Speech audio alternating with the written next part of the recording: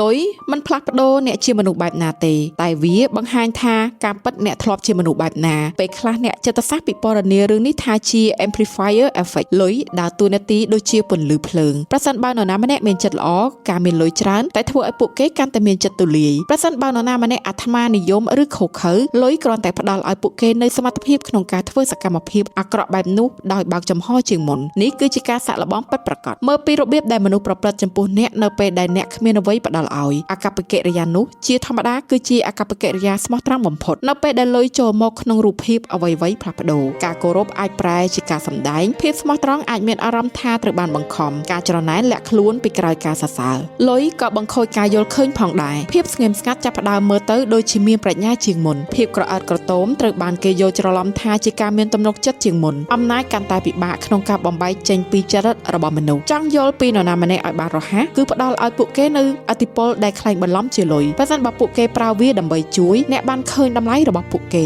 បើសិនបើពួកគេប្រើវាដើម្បីគ្រប់គ្រងអ្នកបានឃើញស្រមោលរបស់ពួកគេលុយមិនធ្វើឲ្យមនុស្សផ្លាស់ប្ដូរចរិតលក្ខណៈមនុស្សទេវាដោះរបាំងមុខរបស់មនុស្សនោះចេញគេអាណាអ្នកប្រកបមក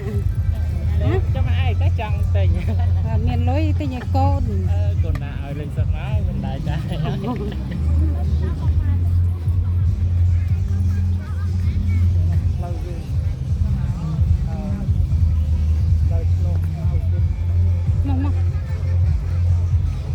ដើរតែកន្លែងនេះដើរ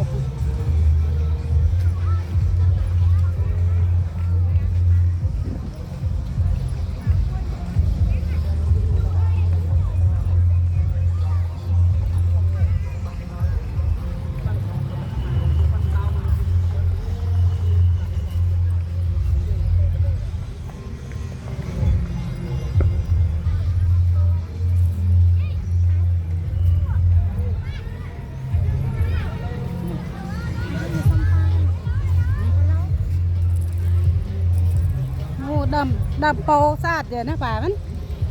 nè vẫn này bạn mò chuyện lô hủ đâm po sát rồi đó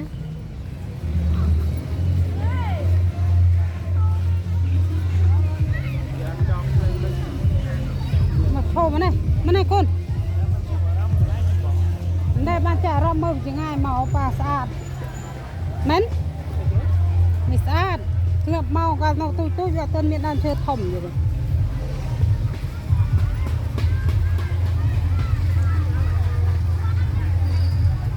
này thao mùi rồi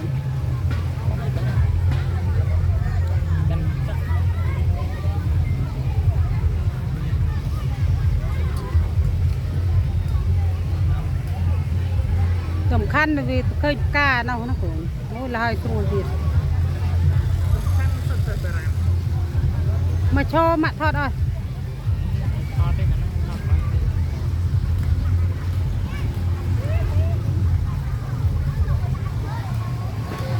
nó trôi chết bỏng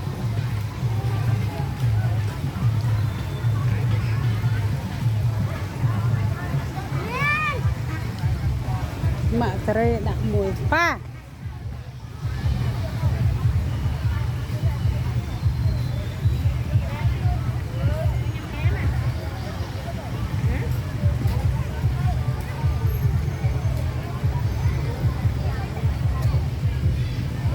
นึกมันนะดามโปนี่ทอมเลื่อนนั้นป่าทอมเลื่อนก็จะเจ็ดโลกันแต่ก็นั่นเราโตแต่สามทับขนามมนพ่อยขนามมนมาพวกทอมเมาทอดมาตัวไหน